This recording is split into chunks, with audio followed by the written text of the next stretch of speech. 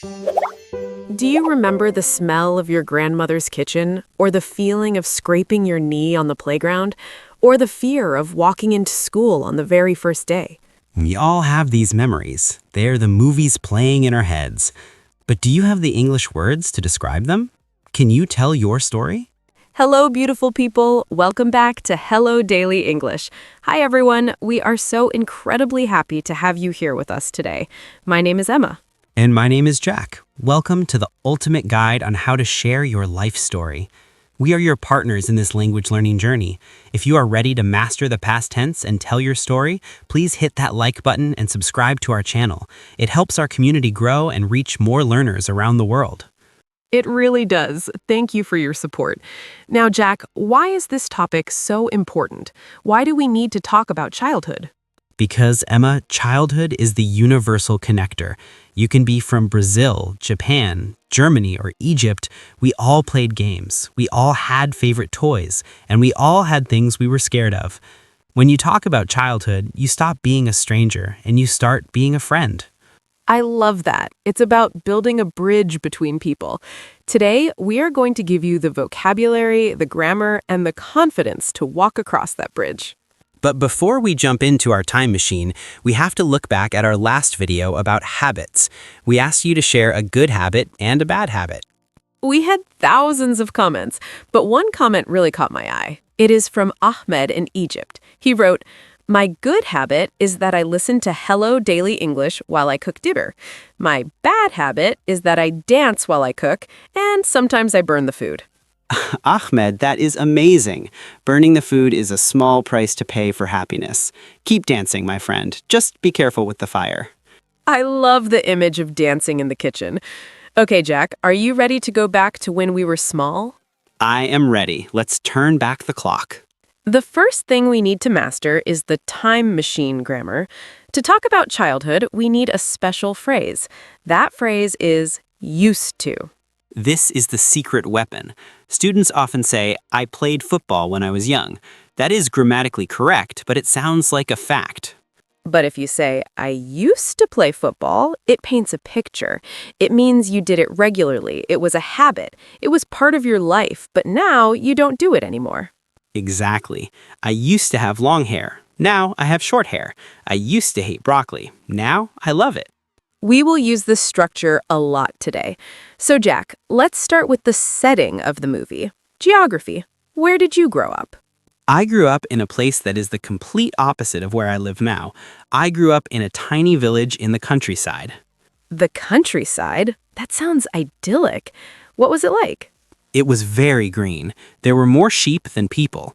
We lived in a cottage near a forest. It was very quiet.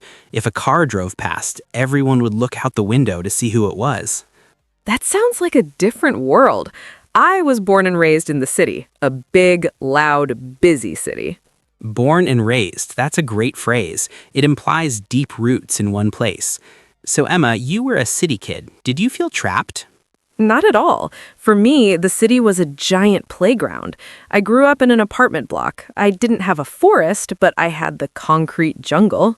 Concrete jungle, that is a cool idiom for a city full of buildings.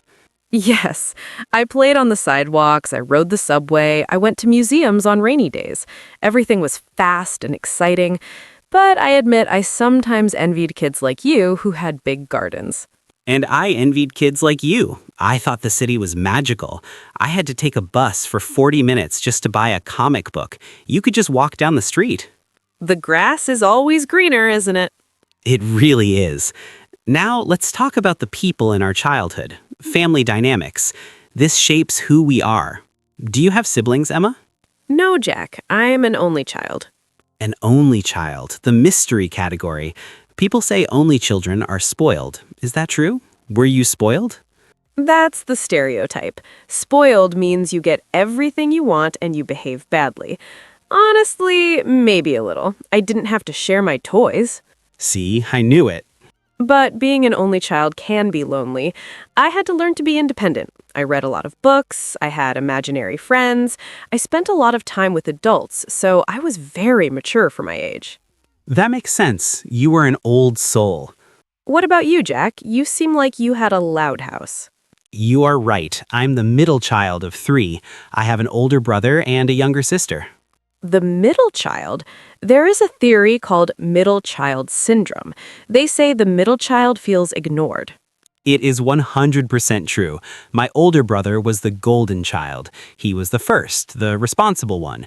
My younger sister was the baby of the family. She was cute and everyone loved her. And you were just Jack? I was just Jack. I had to be loud to get attention. That is probably why I became a teacher and a YouTuber. I am still trying to get people to listen to me. Well, we are listening now, Jack. Thank you. It is healing my inner child. Let's talk about play. What did you do for fun before the internet took over the world? We made our own fun. Because I lived in the country, I was a bit of a daredevil. A daredevil. That is a great word. It means someone who takes risks and does dangerous things for excitement. Yes, I used to climb the tallest trees. I used to jump over streams. I used to build forts in the woods. A fort, like a secret house made of sticks and leaves? Exactly. My friends and I would spend all day building a fort. We would pretend we were soldiers or explorers. We would come home covered in mud.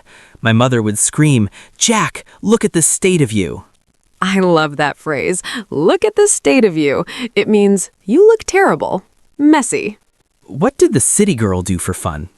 I was a bit of a tomboy. Tomboy. Explain that for our listeners. A tomboy is a girl who likes activities that are traditionally associated with boys.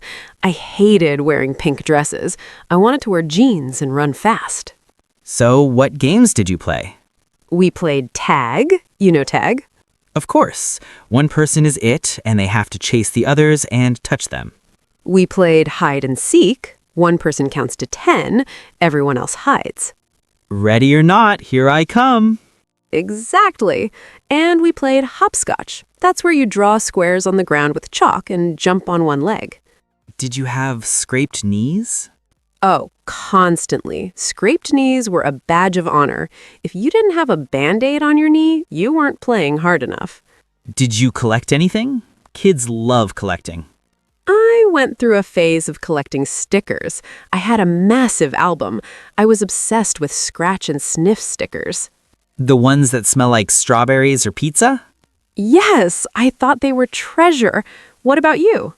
I collected comic books. I had hundreds.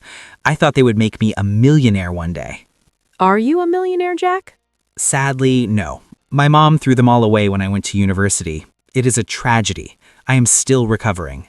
Moms always throw away the good stuff. Let's move on to school. School is where we spend 80% of our childhood. What kind of student were you, Emma? Be honest? Be honest. I was a teacher's pet. I knew it. I knew it immediately. A teacher's pet is the student the teacher loves because they follow all the rules. I always did my homework, I cleaned the whiteboard, I raised my hand for every question. Did the other kids tease you? A little bit. They called me a goody two-shoes. Goody two-shoes. That is a funny idiom for someone who is perfectly behaved. What about you, Jack? Were you a model student? Absolutely not. I was the class clown. Class clown, the one who tries to make everyone laugh. Yes, I thought my job was to entertain the class, not to learn math. I would make funny noises, throw paper airplanes, tell jokes. Did you get in trouble? All the time. I spent a lot of time in detention. Detention. That is the punishment where you have to stay after school while everyone else goes home. Yes, sitting in a silent room writing lines. I will not throw paper airplanes. I wrote that 1,000 times. Did you have a favorite teacher despite the trouble? Yes, Mr. Thompson. He taught history. He was the only one who realized that I wasn't bad, I was just bored. He gave me books about wars and kings, and I loved them. He changed my life. I looked up to him. To look up to someone. That means to admire and respect them. That is beautiful, Jack. Teachers have such power. Did you deal with bullies? Unfortunately, yes. A bully is a kid who is mean, aggressive, or hurts others.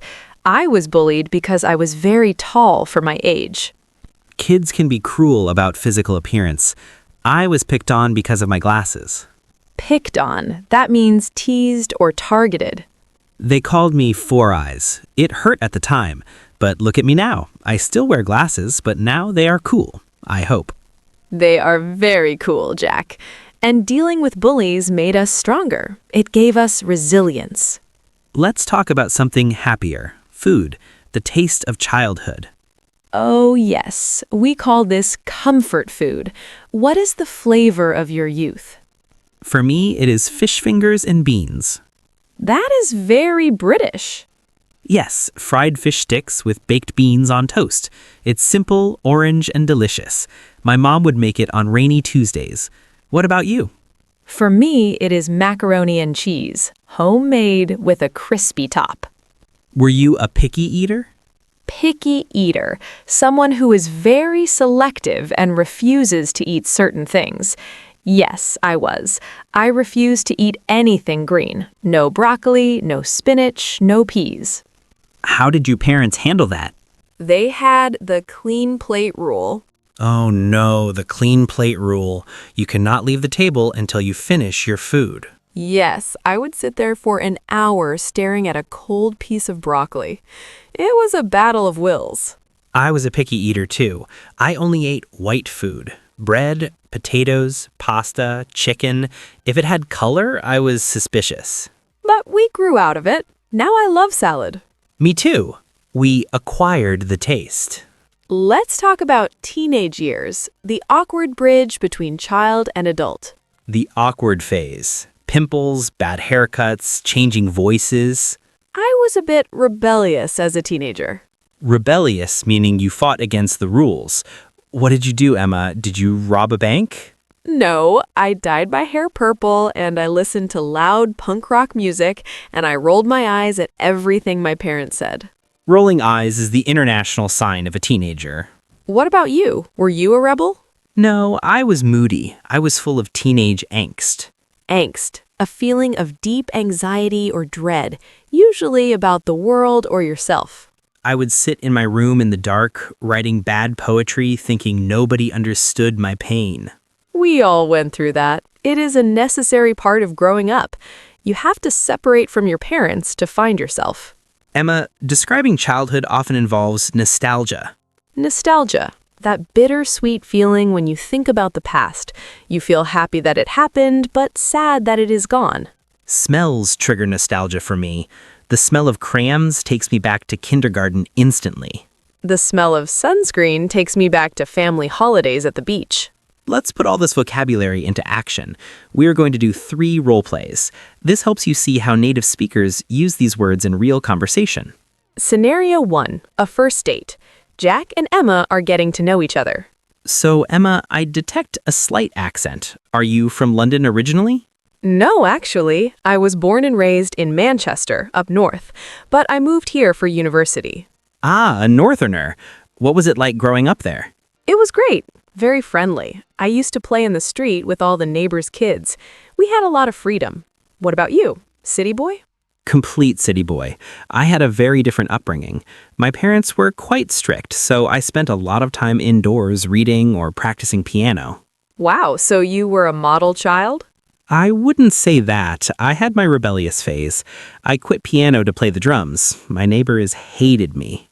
End of scene. Notice the words born and raised, used to, upbringing, rebellious. Scenario 2, a job interview, using childhood traits as professional strengths. So, Jack, looking at your CV, you seem very resilient. Where does that come from? Well, I grew up in a very competitive household with 3 brothers. We played a lot of sports, and I learned early on that if you get knocked down, you have to get back up. That's a valuable lesson. Were you always a leader? I think so. Even on the playground, I was the one organizing the games and making the rules. I've always enjoyed bringing people together. End of scene. This is a great tip. Connect your childhood to your adult skills. Scenario 3, friends looking at old photos. Oh my goodness, Jack. Is this you? Look at that haircut. Don't look. That is the bowl cut. My dad cut my hair in the kitchen. It was a disaster. And look at your knees. They are covered in Band-Aids. I told you, I was a daredevil. I was always falling out of trees. You look so happy, though. Look at that smile. I was happy. Life was simple back then. No taxes, no emails, just climbing trees. End of scene. Now, let's do our deep dive vocabulary review. We are going to define the most colorful words we use today. I will say the word, and Jack will give the definition and an example. I am ready. Idyllic. Idyllic, adjective, extremely happy, peaceful, or picturesque. Example, she had an idyllic childhood growing up on a tropical island. Born and raised. Born and raised, phrase. It means you were born in a place and grew up there. Example, I was born and raised in Paris. Only child. Only child, noun. A person with no brothers or sisters. Example, being an only child means you get all the Christmas presents. Spoiled.